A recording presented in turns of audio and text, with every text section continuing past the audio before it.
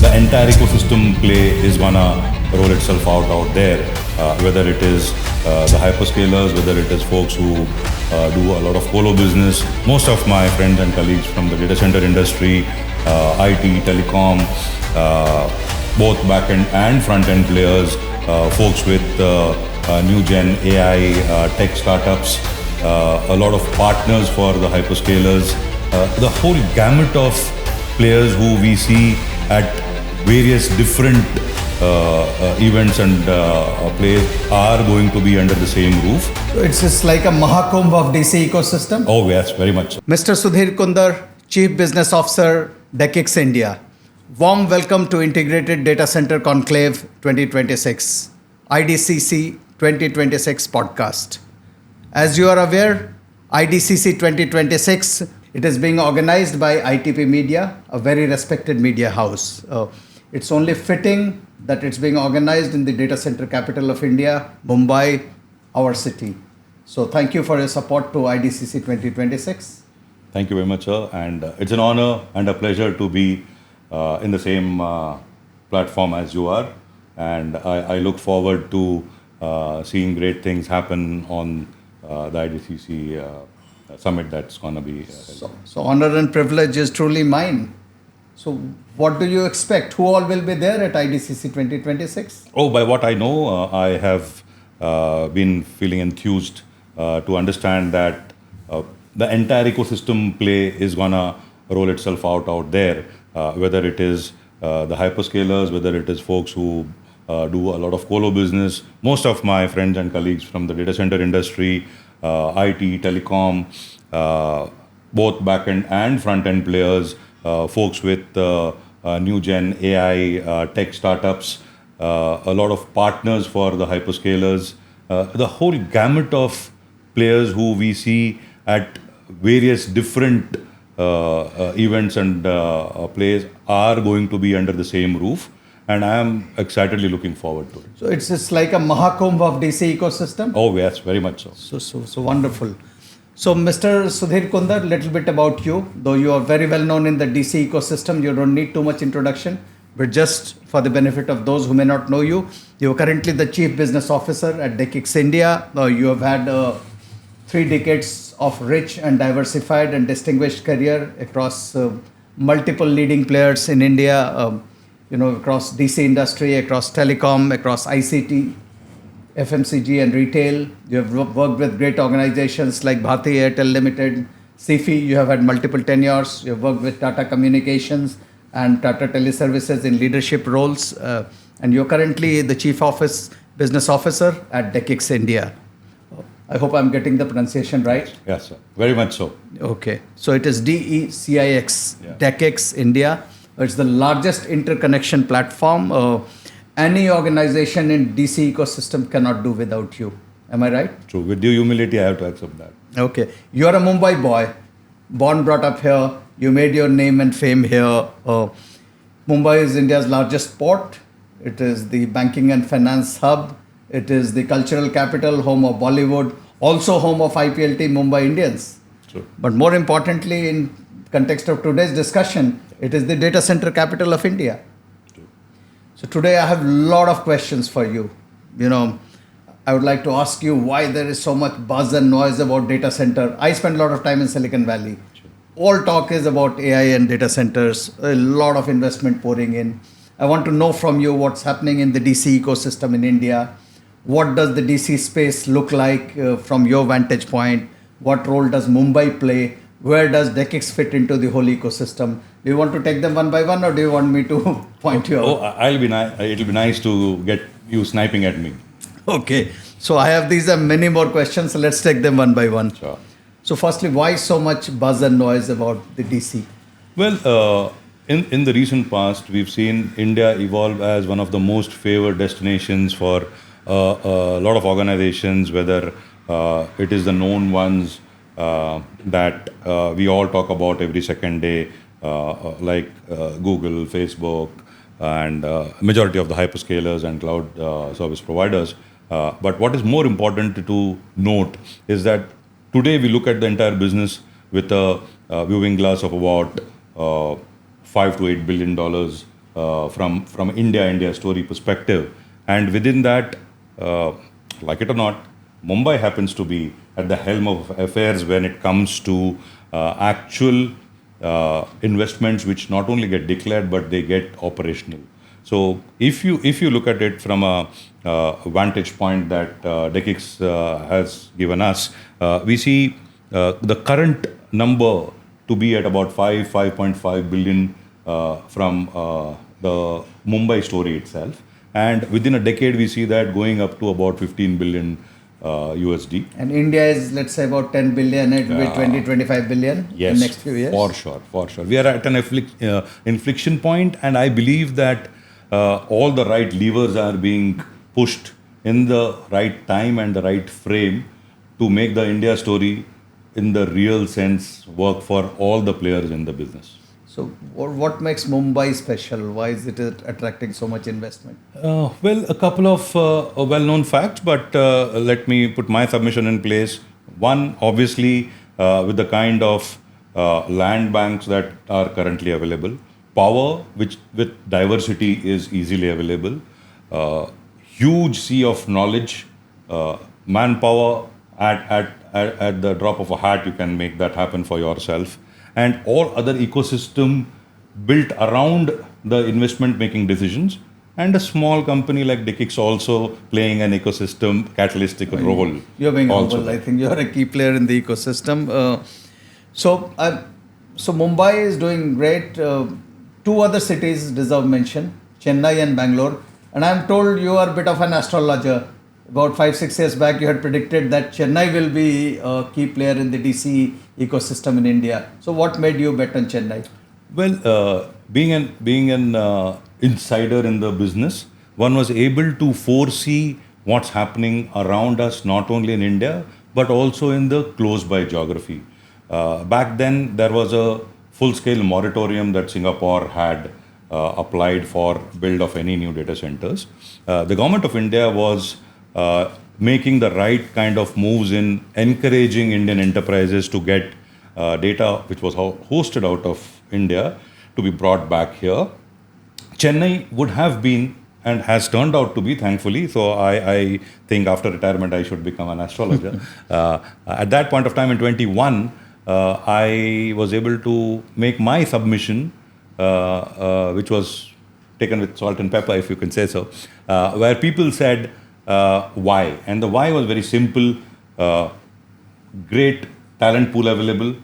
The initiatives which were taken by the government were investor friendly. The ease of doing business was not only to be put on a piece of paper, but actually we saw a lot of initiatives being taken by the government at that point of time. Your proximity to the undersea cables which are there on the time, and today a couple of them which are currently landing, and the way the entire ecosystem that we saw, we were very sure that the first choice for folks who wouldn't be able to build in Singapore would have been Chennai.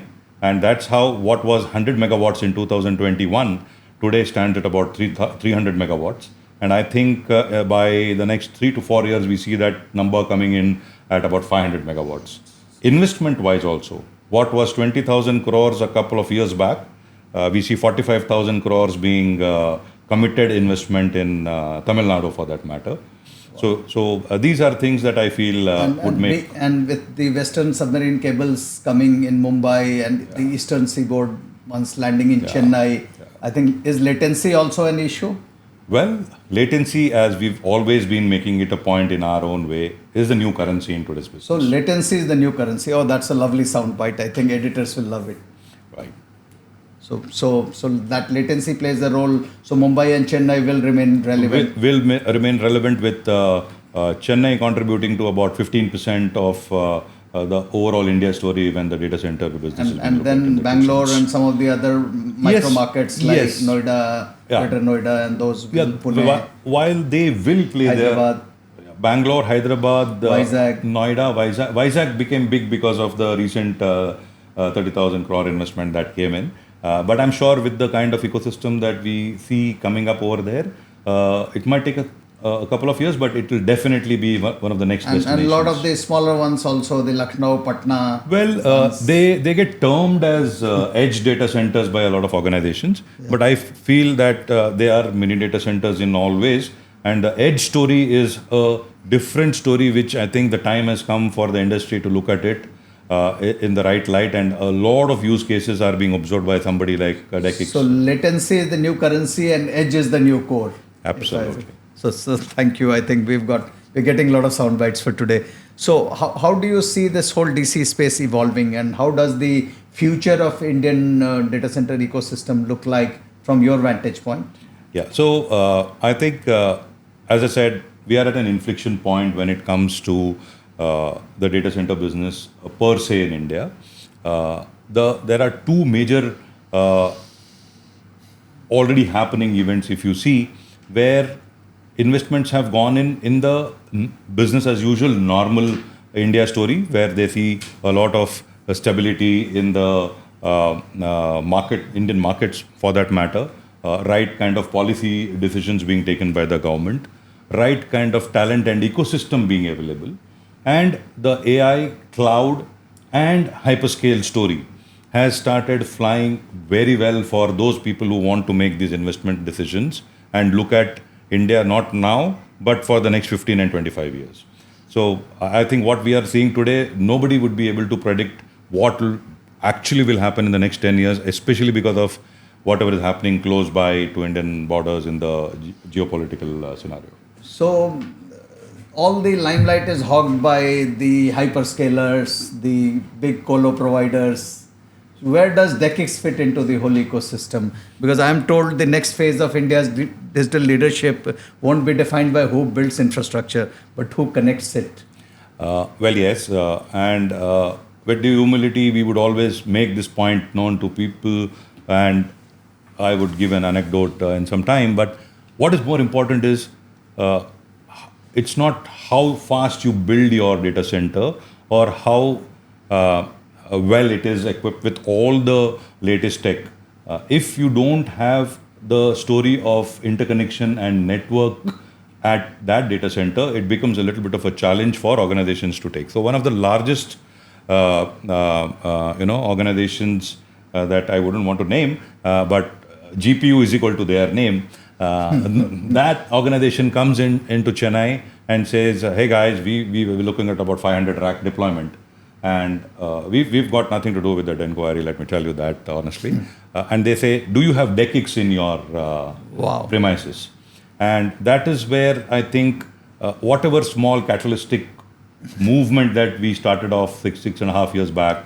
For me personally and professionally, it came to fructification when an organization of that stature comes and asks for us as a prerequisite for them to make a decision for the deployment. So you have often said that a data center without DE-CIX is like a 5-star hotel without guests. Oh yes.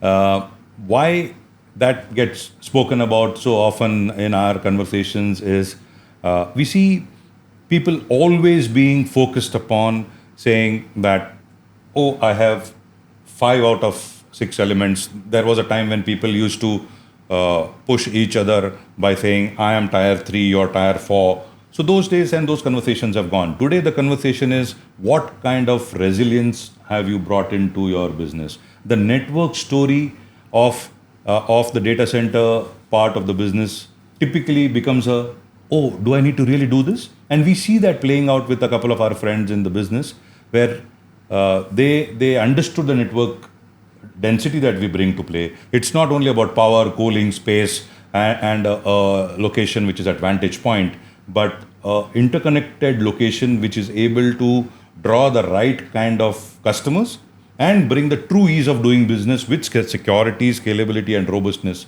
that actually helps. Security, scalability, robustness. Very well brought out. So data is the new oil. It's a cliche, and data centers are its reservoirs where the data is stored. So data center is the core of digital economy, but I think the true value is unlocked through interconnections. So how is DE-CIX acting as a catalyst for, I would say, the DC growth and DC ecosystem? Yeah. So see, what we've seen is the platform in itself has, as of today, but it took us a lot of effort over the last 5-6 years, has now been able to make a name for itself as a catalyst, as I gave you an example some time back. But when you see an interconnection platform come in, you will see direct cloud, you will see, which is cloud exchange, internet exchange, a proprietary service called as Microsoft Azure Peering Services, which we've co-built with Microsoft team at Seattle, and data center interconnect. So when you get the whole network integrated story at your data center, you become one of the most favored organizations in the top 3, where then a decision gets made, say, and it builds network density. So one of our data center partners, their call to fame was that they are the most network dense locations in Mumbai. So out of our 450 customers at that point of time, 220 were sitting out there. So that is the power of interconnection that some organizations were able to realize some time back, and a few have now. So let me look at it from the point of view of a consumer, and particularly somebody who's interested in cricket. So behind the curtain, you do a lot of things that don't get noticed by a whole lot of people. I read a recent LinkedIn post by you, when you brought out what really happens when millions hit play during an IPL match. So let's look at Mr. Jasprit Bumrah is bowling, and then you have a Rajat Patidar or Virat Kohli batting. It's over number 19, chase, 20 runs left, and 200, 300, 400 million people want, and they don't want that, They want a very seamless experience. Yeah. So what do you do? How do we kind of continue to get a seamless experience when, 3, 4, 5 crore people are watching it? Yeah, so not becoming too tech oriented to let you know how it actually happens, but a behind the scene player like us is able to integrate all the players who serve these customers at the other point, whether you are on your mobile device or on your home TV or in a hotel. Latency is the new currency, and the ability to give the right kind of service at that time of huge expansion of capacity that happens over milliseconds is what is something that we as a orchestrator with other players enable.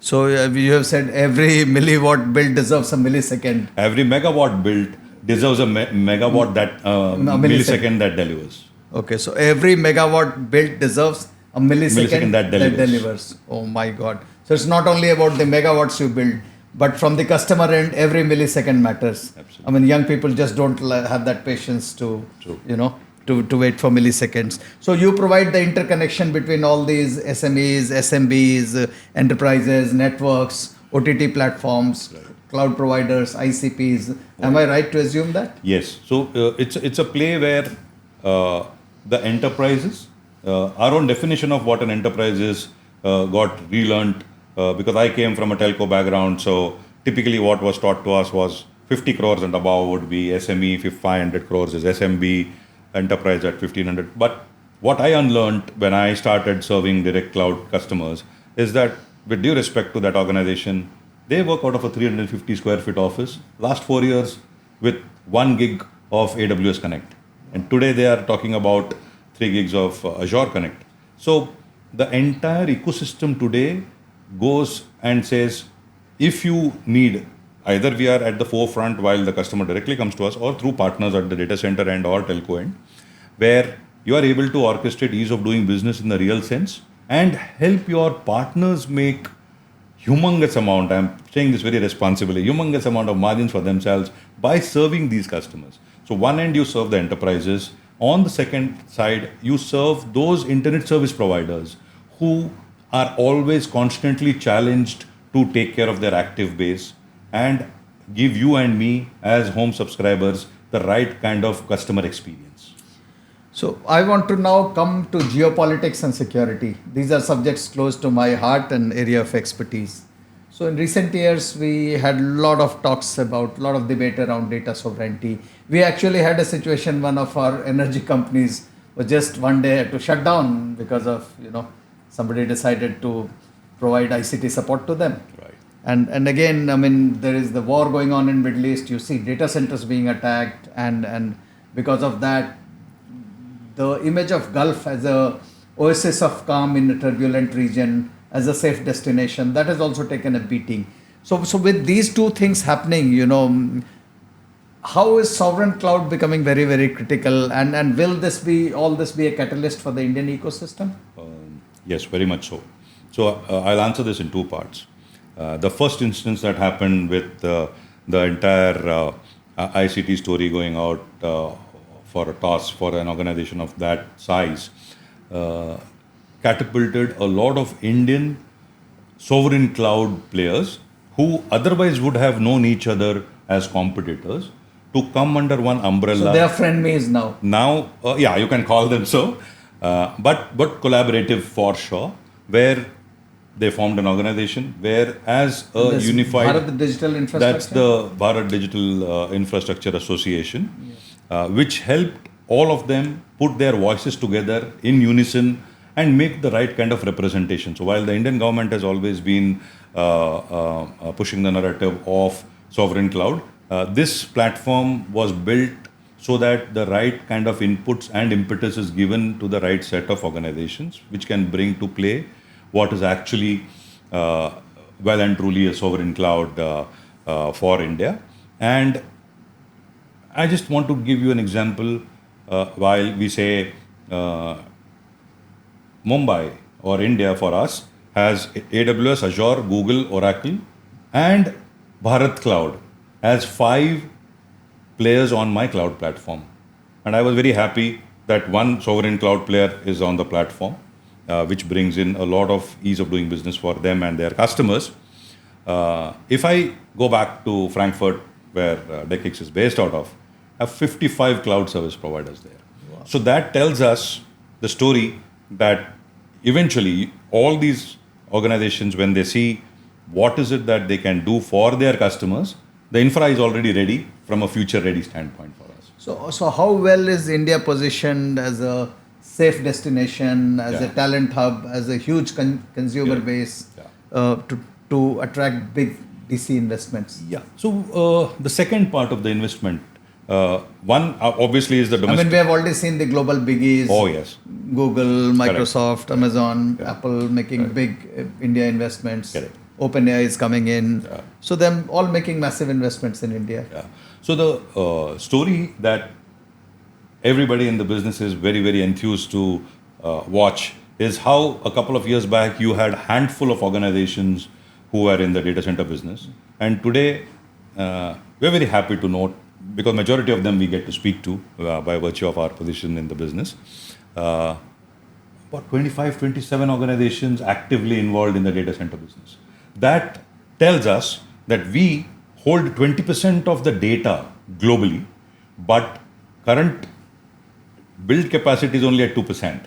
So the headroom for investment, growth, ROI, all your boxes are green tick for sure for these organizations, because you get the best of the talent out here, you get the best of the welcoming organizations, and friends of mine tell me that governments fall over each other to ensure that I give him a better play rather than the other guy give him, and we've seen a lot of stories. So a lot of healthy competition among states to attract investments. This, along with the current geopolitical environment where India was and will always be looked at as a safe investment destination, will make all the numbers that we said obsolete in the next 3 years is what I believe. Wow, love your optimism. So how critical is security for a data center? Let's take a single data center. So because when you entrust your crown jewels, or you entrust your customers' data to a data center, you better keep it safe and secure. So one, obviously, we see multiple layers of security, but from our business standpoint, what today an enterprise would want to do in an ideal situation is not to expose their data to the outside world. So he would not want to go ahead and make a decision to be on open internet, because it is fraught with multiple vulnerabilities, IP hijack, DDoS attacks, and a multiple host of such risks that you deal with on a day-to-day basis. Here, if you are connected on a data center where you have an interconnection platform, we give him a secure channel on which he can have control over his data. So that's the next question I was coming to. When cybersecurity is disruptive and game changing, so how does interconnection help in improving security? Yes. So just as a continuation, I would say what interconnection will typically bring, and what we've seen a lot of organizations, including government organizations today, and three of the nine Navratnas are indirect customers for their cloud access, is very clear that when you are on a secure channel, one, there is security, scalability, robustness. Two is 90% reduction in latency. Thereby, their IT environment sees 50% reduction in trouble tickets. So it comes down to security, scalability, latency. Absolutely. Brilliant. So AI age is upon us. What role does or do you see DE-CIX playing in the AI era? Well, there are multiple iterations that happen. What was cutting edge tech last month becomes, oh, is it so? This is what I bring into the fore. So while that growth is going at an unprecedented stage, one common denominator that will always remain is low latency inferencing. So if you do not have a setup whereby, and as I would submit to a lot of people, that AI, 5G, and IoT can play great roles singularly for any organization. But the moment you bring in an interplay of all these three, as we call the heart, the brain, and the hands, the digital triangle will come into play. And that digital triangle rests with somebody like us, who's able to bring that low level, fast latency at the place where the data is getting produced. So very well brought out. So every megawatt built deserves a millisecond. Which delivers. Yeah, that delivers. So what is your vision for going ahead for DE-CIX in India? Well, two things. That one is wanting to do with the advantage that we have, the privilege that DE-CIX becomes one of the most important element in any data center player's investment decision. What we would want to look beyond the standard of how currently we are defining India, which is Mumbai, Delhi, Kolkata, Chennai, Hyderabad, Bangalore, maybe Patna, and Lucknow, Ahmedabad. But that's India for sure. But we are also, in our own small way, making an endeavor to make Bharat also connected. So India to Bharat. India to Bharat is where we would want to do, and that's where the edge story, I'm sure, will try, to make a real impact in the business in the next 24 months with a couple of organizations that I'm talking to.